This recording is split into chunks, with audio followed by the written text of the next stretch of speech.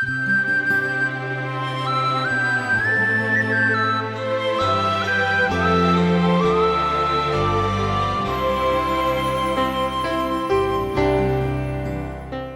శ్రోతలారా, మొదటి రాజులు 1వ అధ్యాయం 29వ వచనం నుండి మీ బైబిళ్లు తెరిచి చూడండి. రాజు ప్రమాణపూర్వకంగా చెప్పినదేమనగా, సకలమైన ఉపద్రవములలో నుండి నన్ను విడిపించిన యెహోవా జీవము తోడు. అవశ్యముగా నీ కుమారుడైన సొలొమోను నా తరువాత ఏలేవాడై నాకు ప్రతిగా ఆసీనుడవుతాడని, ఇశ్రాయేలీయుల దేవుడైన యెహోవా నామము తోడని నేను నీకు ప్రమాణము చేసిన దానిని ఈ దినమే నెరవేరుస్తానని చెప్పాడు. బత్షెబా సాగిలపడి రాజుకు నమస్కారం చేసింది. అన్నది, నా ఏలినవాడైన రాజు దావీదు సదాకాలము బ్రతుకునుగాక. అప్పుడు దావీదు రాజు అన్నాడు, సాదోకును, నాతానును, బెనాయాను నా వద్దకు పిలవండి. సాదోకు యాజకుడు, నాతాను ప్రవక్త. ఆ ముగ్గురు రాజసన్నిధికి వచ్చారు. రాజు అన్నాడు, మీ ఏలినవాడనైన నా ఆజ్ఞ, నా సేవకులను పిలుచుకొని పోయి నా కుమారుడైన సొలొమోనును నా కంచరగాడిద మీద ఎక్కించి గీహోనుకు తీసుకువెళ్ళండి. సాదోకు యాజకుడుగా, నాతాను ప్రవక్తగా అతనికి పట్టాభిషేకం చేస్తారు. అతడు ఇశ్రాయేలీయుల మీద రాజవుతాడు. ఆ తరువాత మీరు బాకానాదం చేసి ప్రకటన చెయ్యాలి. రాజైన సొలొమోను చిరంజీవి అగునుగాక అంటూ నినాదాలు చేయాలి. ఇశ్రాయేలు వారి మీద, యూదా వారి మీద నేను అతణ్ణి అధికారిగా నియమించి ఉన్నాను. వెంటనే మీరు యెరూషలేముకు అతనితో రావాలి. అతడే నా సింహాసనం మీద ఆసీనుడై నాకు ప్రతిగా రాజవుతాడు. అందుకు బెనాయా రాజుకు ప్రత్యుత్తరమిస్తూ అన్నాడు, అలాగే జరుగునుగాక. నా ఏలినవాడవు రాజువు అయిన నీ దేవుడైన యెహోవా ఆ మాటను స్థిరపరచునుగాక. నీకు తోడుగా ఉండునట్లు యెహోవా సొలొమోనుకు తోడుగా ఉండి నీ రాజ్యము కంటే అతని రాజ్యమును ఘనముగా చేయునుగాక. సాదోకు, నాతాను, బెనాయా ఇంకా కెరేతీయులు, పెలేతీయులు కలిసి రాజైన దావీదు కంచరగాడిద మీద సొలొమోను నెక్కించి గీహోనుకు తీసుకొని వచ్చారు. యాజకుడైన సాదోకు గుడారంలో నుండి తైలపు కొమ్మును తెచ్చి సొలొమోనుకు పట్టాభిషేకం చేశాడు. అప్పుడు వారు బాకా ఊదగా కూడిన జనులందరూ రాజైన సొలొమోను చిరంజీవి అవునుగాక అని కేకలు వేశారు. ఆ జనులందరూ అతని వెంబడి వచ్చి పిల్లన గ్రోవులను ఊదుతూ వాటి నాదము చేత నేల బ్రద్దలయ్యేటట్లు అత్యధికముగా సంతోషించారు. అదోనీయా అతడు పిలిచిన వారందరూ విందులో ఉండగా విందు ముగిసే సమయంలో ఆ చప్పుడు వారికి వినపడింది. యోవాబు బాకానాదము విని పట్టణమునందు ఈ అల్లరి ఏమిటి అని అడిగాడు. అప్పుడు యాజకుడైన అబ్యాతారు కుమారుడు యోనాతాను వచ్చాడు. అదోనీయా ప్రశ్నించాడు, నీవు శుభ సమాచారంతో వస్తున్నావా? యోనాతాను అదోనీయాతో అన్నాడు, నిజంగా మన ఏలినవాడు రాజు అయిన దావీదు సొలొమోనును రాజుగా నియమించి ఉన్నాడు. వారు కంచరగాడిద మీద సొలొమోనును ఊరేగించారు. సాదోకు, నాతాను, బెనాయా, కెరేతీయులు, పెరేతీయులు అతనితో కూడా ఉన్నారు. గీహోను దగ్గర అతనికి పట్టాభిషేకం జరిగింది. అక్కడ నుండి వారు సంతోషంగా వచ్చారు.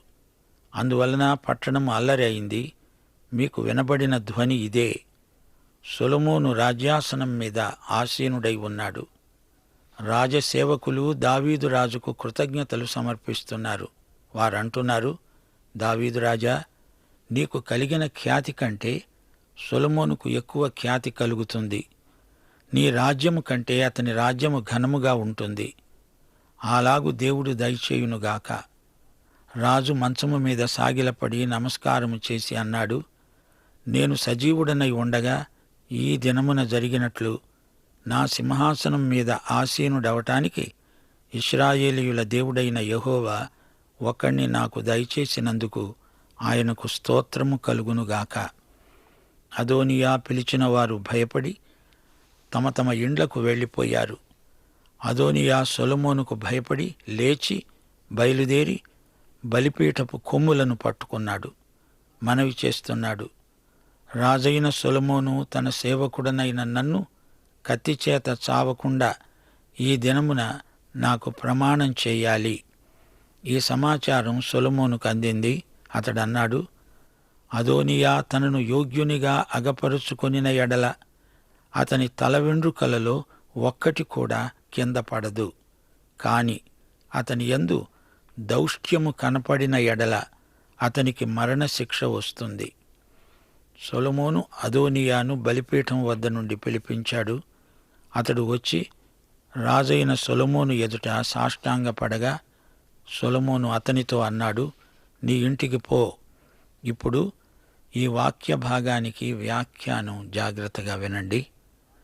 కంచరగాడిద రాజులు స్వారీ చేసే వాహనం. అయితే గుర్రం యుద్ధానికి సంకేతం. ప్రకటన గ్రంథంలో 4 గుర్రాలు కనిపిస్తాయి. అనగా యుద్ధం, కలవరం రాబోతున్నదని సూచన. ఈసారి యేసు ప్రభు తెల్లని గుర్రం ఎక్కొస్తాడు. యుద్ధం చేయబోతాడు. భూమి మీద ఉన్న తిరుగుబాటును అణిచివేస్తాడు. ఆయన ఎదుట ప్రతి మోకాలు వంగుతుంది.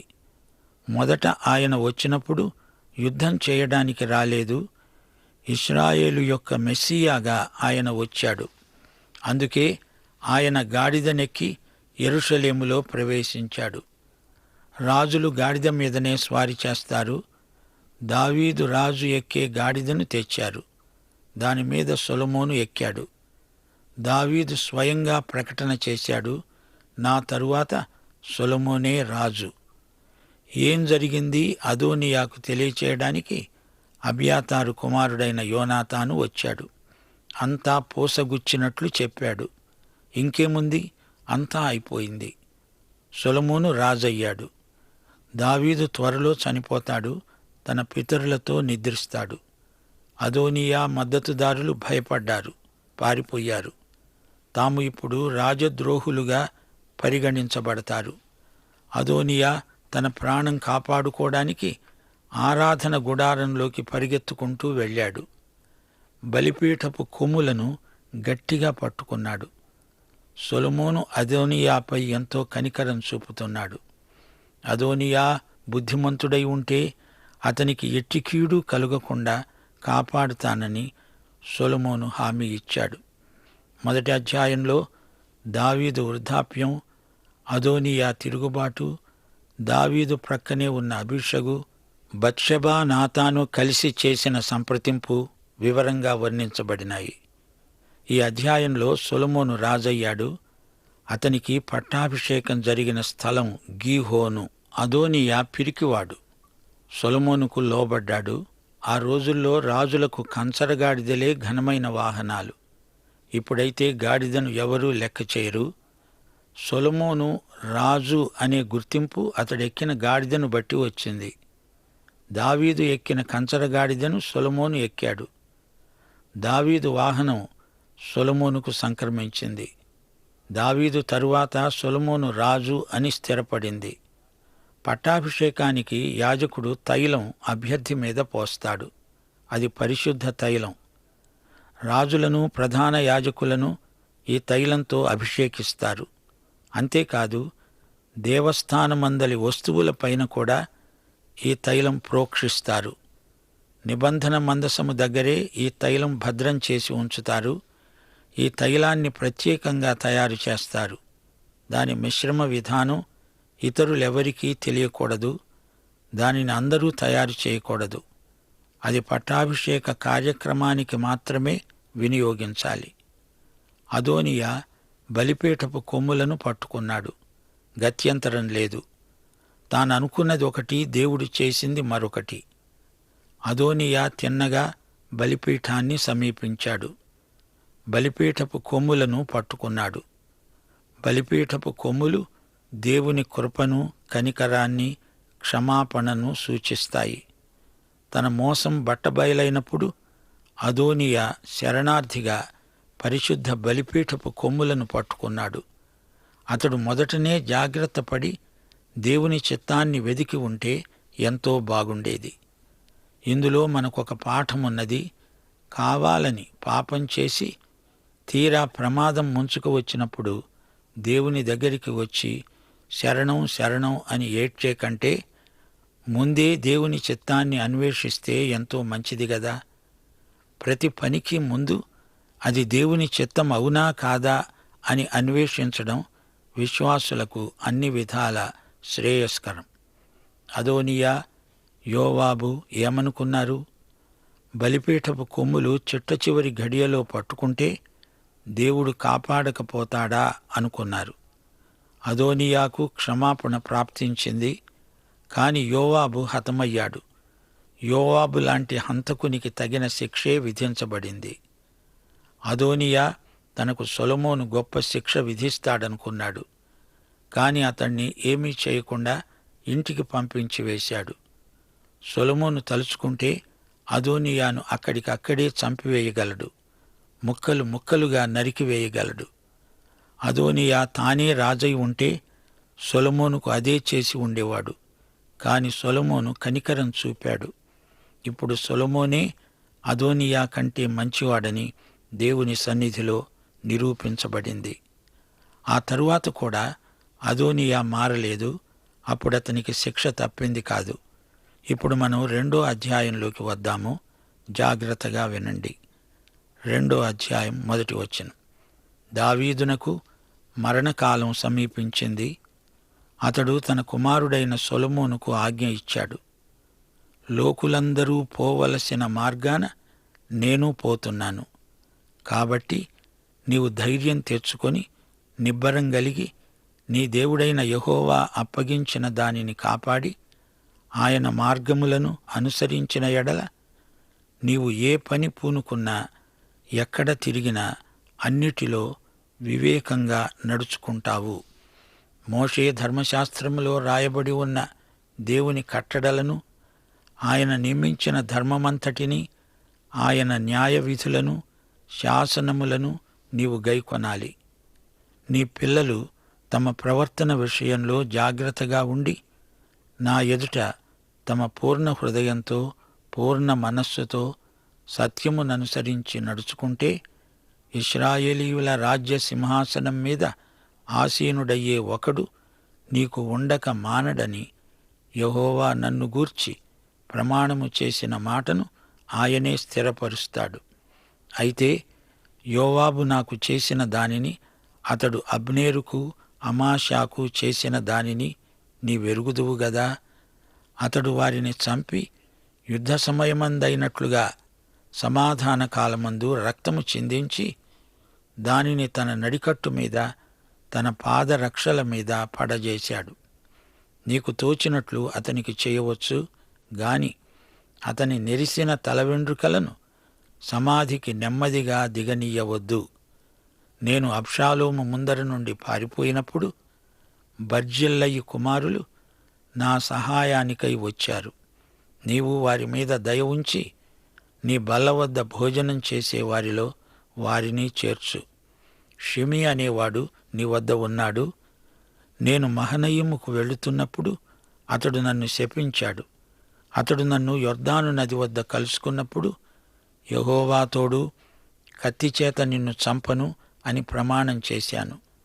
అతణ్ణి నిర్దోషిగా ఎంచవద్దు. నీవు సుబుద్ధి గలవాడవు. అతణ్ణి ఏమి చెయ్యాలో నీకు తెలుసు. వాని నెరిసిన తల వెండ్రుకలు రక్తముతో సమాధికి దిగిపోయేటట్లు చెయ్యాలి. ఈ విధంగా దావీదు తన చివరి గడియల్లో సొలొమోనుకు హెచ్చరికలు చేశాడు. తరువాత దావీదు తన పితరులతో కూడా నిద్రపొంది దావీదు పట్టణమందు సమాధిలో పెట్టబడ్డాడు. హెబ్రోనులో అతడు 7 సంవత్సరాలు, యెరూషలేములో 33 సంవత్సరాలు, మొత్తము 40 సంవత్సరాలు ఇశ్రాయేలీయులను పరిపాలించాడు. ఇప్పుడు మనం 11వ వచనం వరకు వచ్చాము. వివరణ వినండి. దావీదు యుద్ధప్రియుడు, సొలొమోను శాంతిప్రియుడు, యేసుక్రీస్తు సమాధానకర్త అయిన అధిపతి. దావీదు విశ్వసనీయుడు. సొలొమోను ఉన్నట్లుండి విగ్రహారాధనలో పడిపోయాడు. యేసుక్రీస్తు ఎంతైనా నమ్మదగినవాడు. దావీదు దయగలవాడు. సొలొమోను ఏ ఎండకు ఆ గొడుగు పడతాడు.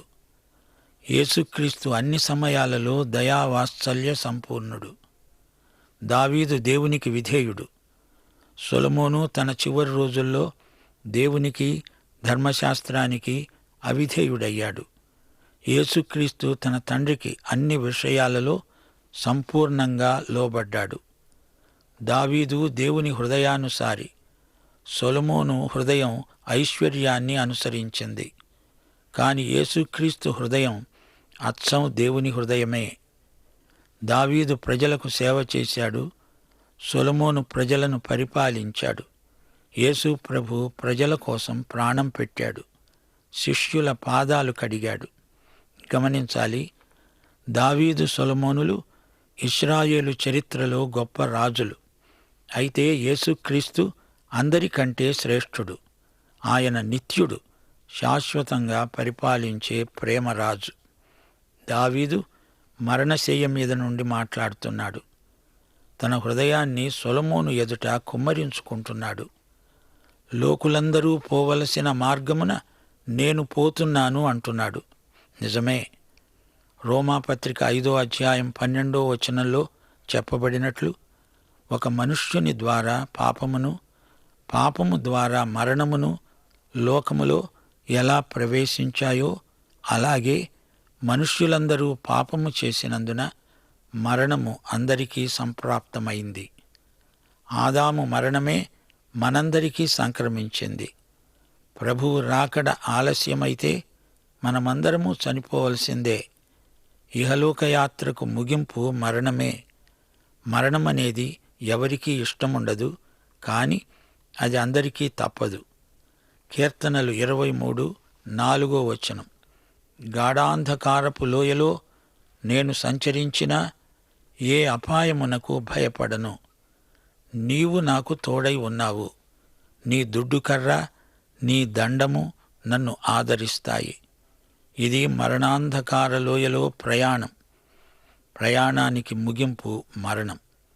దావీదంటున్నాడు, సొలొమోను, ధైర్యంగా ఉండు, వివేకంగా నడుచుకో, దేవుడు నీకు అప్పగించిన దానిని కాపాడుకో.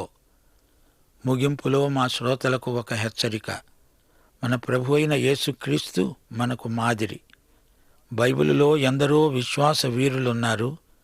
వారిలో ప్రతి ఒక్కరిలో ఏవో బలహీనతలున్నాయి. కాని యేసుక్రీస్తులో ఏ కళంకము లేదు. ఆయనే నీకు నాకు రక్షకుడు. పాఠం సమాప్తం. ప్రభు అయిన యేసుక్రీస్తు వారి దివ్య కృప, తండ్రి అయిన దేవుని పరమ ప్రేమ, పరిశుద్ధాత్మ యొక్క అన్యోన్య సహవాసము, సమాధానము మనందరికీ నిత్యత్వము వరకు తోడై ఉండునుగాక. ఆమేన్.